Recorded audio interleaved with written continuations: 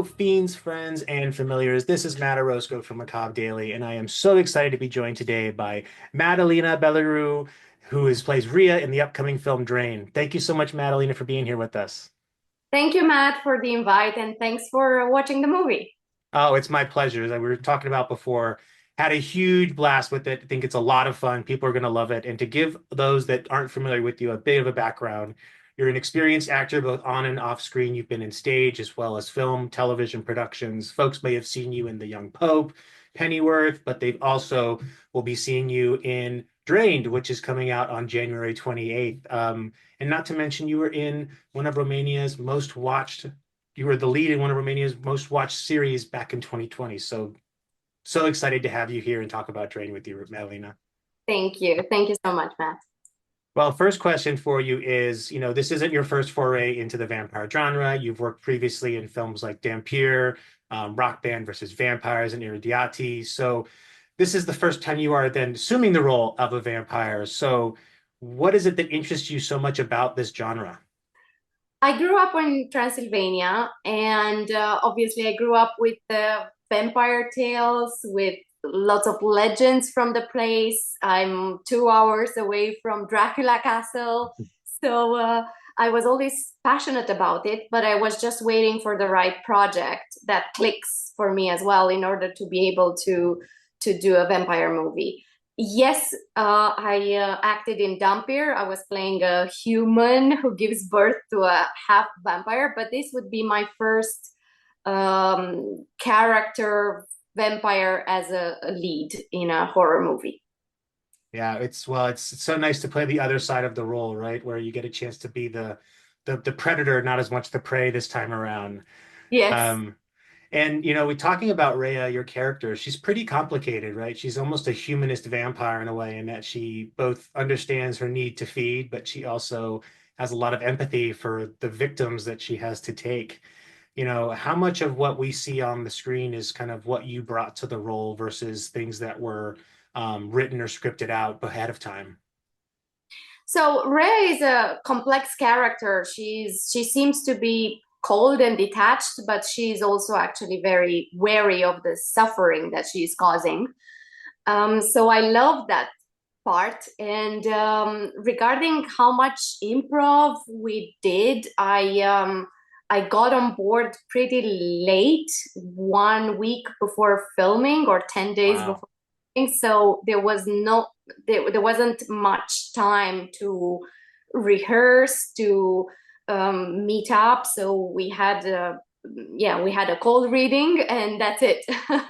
um, and I discussed with Peter beforehand regarding my character background.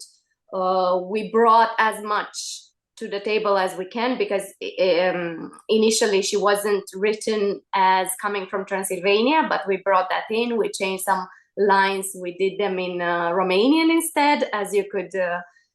When you watch the movie, maybe you were wondering, oh, what language is that? But it's Romanian. And yeah, we didn't improvise that much because Peter Stylianou, who is the writer director of the movie, wrote it brilliantly. It's simple, it's basic, and we just had to focus on the connection on the spot. We worked a lot with our guts, with our instincts, because we didn't rehearse that much. And yeah, we were on the same page, luckily. There was a couple of rounds of auditions, so I guess that was a main part in the casting process. Peter made sure that he gets the cast that understands the story, and we match basically, me and Rory, somehow on screen, and the screen chemistry should be there. So and that's what we did. Yeah, I mean the chemistry between you and Rory is outstanding, and I think it really helps sell the kind of interdependency that you both have on each other. Him being more dependent on you for kind of a sense of affection, and you being more dependent on him just to survive. Yeah. How I know, given that you didn't have too much time to kind of prepare and kind of get to know, Rory ahead of time, how did you all on set work to create that sense of intimacy and familiarity with one another so that you could really sell the relationship between between Thomas and Rhea? As I said, I think it was from the casting. So Peter noticed in our Zoom calls that because we had to do it on Zoom, it was I was filming in Hungary for another project. I wasn't in London, so we had to work it out on Zoom. And as I said, we were 1 month from filming, and until I got the answer that I got the part, it took some time. So it was very moving very fast. But yeah, I think we were there. If there were some, there was clarity about my part. There was clarity about his part. We we were on the same page, and we worked it out from there. We were very open with each other. Rory is very easy to work with, so yeah, That that makes it makes that makes it a lot easier, I bet, when you have a collaborator who's really easy to work with. And yes. as we talked about a little bit, the idea that you didn't have a lot of time to prepare almost works in service of the relationship that you have with Thomas in the film, because you both meet each other very mysteriously and don't know a lot about each other. So that kind of works, that you are getting to build that relationship both on screen, but at the same time behind the Yeah, scenes as I well. really loved about this story is that it's different than the typical vampire movies. First of all, it's from the victim's perspective, Hmm. um, but also there is it's about the relationship overall between them and Yeah, this tendency. Rhea needs the blood to feed off Thomas, and Thomas becomes addicted to her. And yeah, this dangerous relationship with desire, addiction, it's the sort of the reflection of nowadays substance abuse or social media. yeah. And it's really potent in the film how it isn't just, one-sided, right? It's like you both have an addiction to different things. You're addicted to Thomas because he's got the right blood, but Thomas is addicted to you because he's seeking some sense of purpose and connection in the world because he doesn't have that. And I love the metaphor for abuse and addiction in this film because I think it works so well in talking about all different angles of it. We often see the metaphor being used just as kind of a negative, right? And just like, oh, this is the bad effects. But we also see a character, you consider him your boyfriend in the film, who is appreciative almost of you taking his life.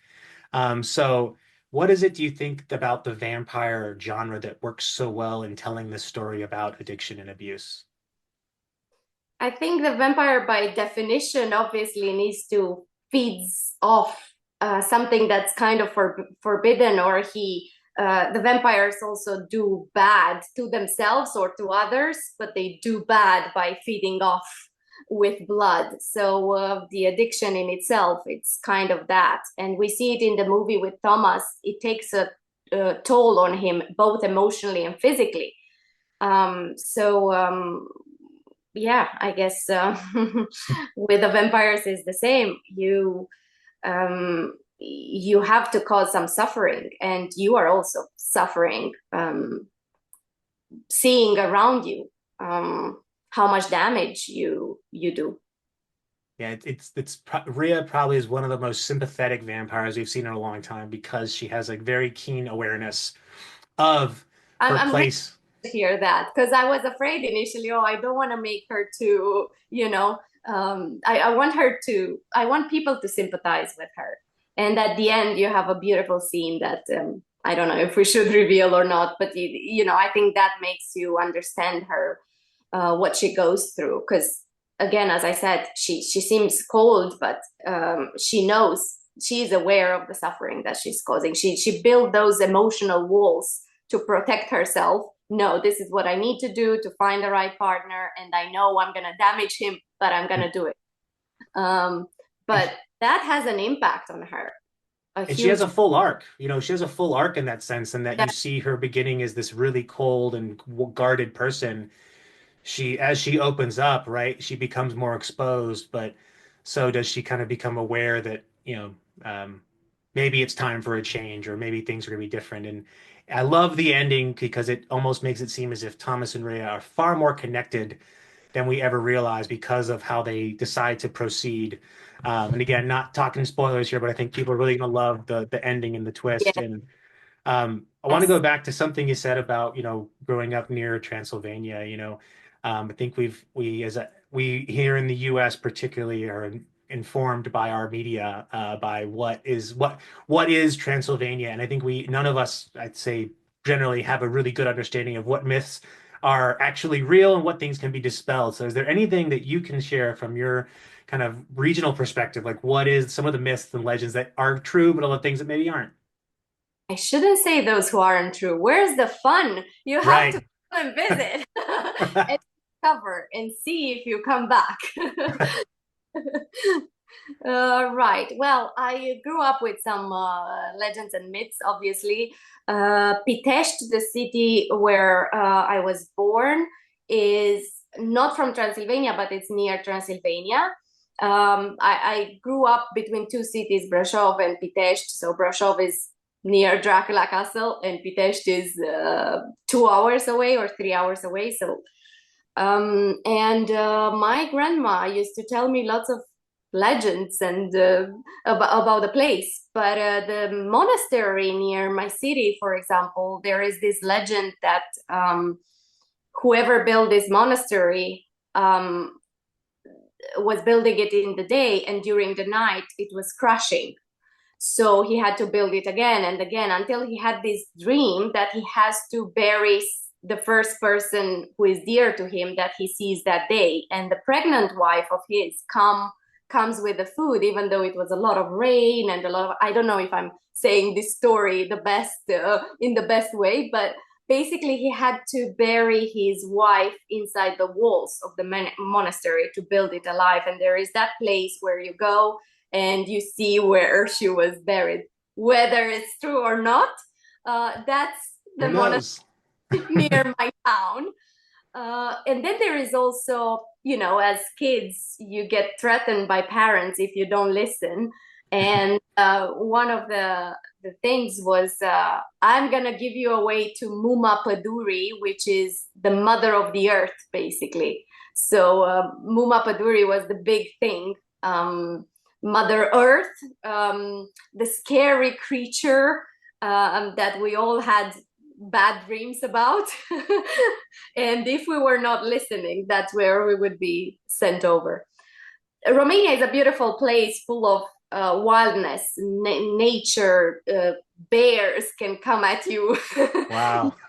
kind of the mainly in Transylvania and in the forests. Probably because the bears are starving, but they, you get to see a lot of bears on the road. So yeah, it matches somehow with the stories in horror films as well.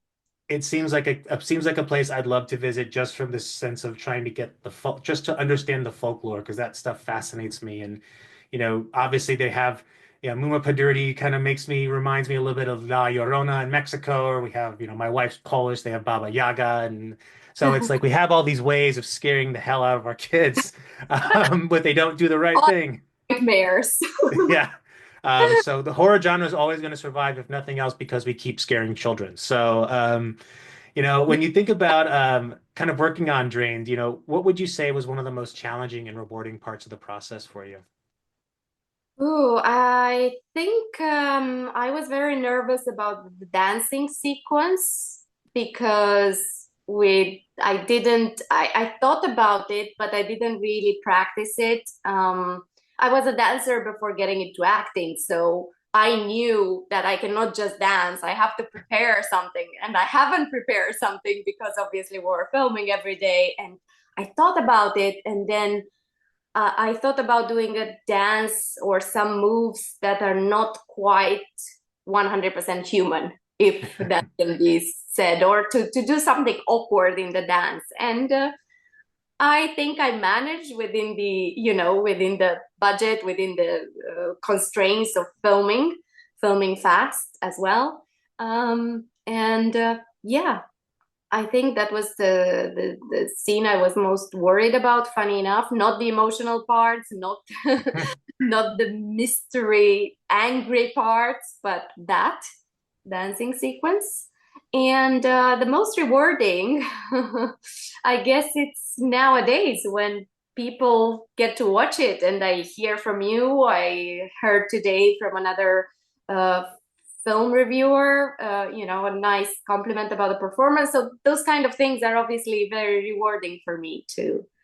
I Um, bet. And I'm hoping you're getting showered with praise once the film comes out on the oh, 28th because again it's such a fantastic interpretation of a very familiar genre and story, but done in such a unique and I'd say just authentic way, like the characters feel lived in, they feel real. I even admit Thomas was I was like, I really don't like this guy at the beginning. I'm like, he's kind of a bit of a schlub, and so yeah. but it all works in service of that. Yeah, that's what he finds in Rhea. He needs someone to make him feel special, and his mother gave up on him in a way. So he Right. finds Rhea. So I kind of understand where this addiction starts. But yeah, I wanted to say that the film, it's obviously a teamwork, and if it wasn't for Peter Stylianou and for Sean Cronin and Rory, the lead actor. And for everyone really, from makeup artist, Francesca, costume, set designer, everyone took part in this and they were very passionate about doing it. There were not too many people on set and we felt like a family. Time flied and we worked well, really great. So I think it's one of those lucky teamworks.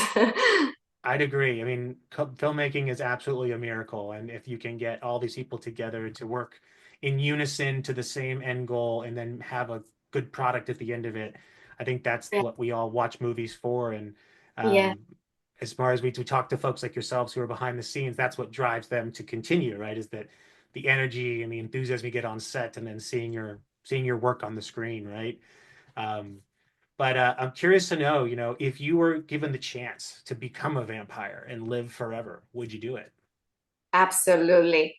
I'm I'm very pro longevity, which is healthy human lifespan. I'm also involved in something called Jellyfish DAO. I'm one of the core members, so I'm very longevity oriented. And sometimes when I speak with people and they say, "No, we shouldn't live longer," I'm like, "Are you kidding me? We should live longer." And vampires have that aspect to them, right? And I would love to be a vampire, but I think obviously I would only have to kill the bad guys Right. to feed off the blood of them rather than the good people. So, but I will say yes, absolutely. You'd be our crime fighting vampire that takes out the bad folks for in service of their own survival. And Yeah, I'd instead of probably join you. prison and making the government spend for them, give them to the vampire Madalina, and we're good. It's a win-win for everyone, really. And I think I would probably be a vampire as well, but I would have a hard time killing people. So I think I'd also probably go try and find the worst of us first. I think that's a good way of going about it. Now, and you're thinking about Or other film. I'm sorry, go ahead. make the world a better place. Exactly. One drained body at a time. So, Yes. uh, when you're thinking about other vampire films, obviously Drain would be on the one of the list of one of your favorite films. But do you have any other favorite vampire films that you think would be a good pairing with this one? Yeah, Peter gave me a reference before starting this film, and I really liked that movie, Only Lovers Left Alive, and then Twilight, of course. Of course, kind of representing the more human side of vampirism, right? And then Yes. the romantic side. Now, I know you've recently released a film with Scott Adkins, who I'm a huge fan of, and Take Cover. But I'm curious to know what else you have coming out this year that we can look forward to. Yes, so Take Cover is an action film. Obviously, it can be watched on Apple TV and Amazon Prime. It's also in the States now, so you can watch it perhaps this weekend. And I have finished filming for a TV series called Grace. It's with John Sim, and it will be out in the summer. I'm playing a Romanian girl who gets into modern slavery, basically. It's a very heavy subject and heavy Right. story. I have a big part in season 5, the first episode, and yeah. So season 5 is coming out probably next summer. Amazing. Well, we'll be looking forward to Summer, sorry, not next summer. We're it's the beginning of the year, so it's still we still have the like what year is it we still syndrome. have to reset. Exactly. But we'll be looking forward to you and Grace. And of course, I'll be taking a look at Take Cover this weekend. And my last question for you is just, a bit of a fun one. If you were asked to do like a food and beverage pairing with Drained, what food and beverage do you think would make a good fit? Of course, red wine comes to my mind. And then perhaps chocolate, because I have to add chocolate. I'm a chocolate. I have a chocolate addiction, actually, since we're speaking about it. So it's easy to get yourself into that mindset because you're like, just think about the chocolate. Yes, I saw Rory as a big piece of chocolate. But of course, this chocolate has to have spices. That makes Has sense.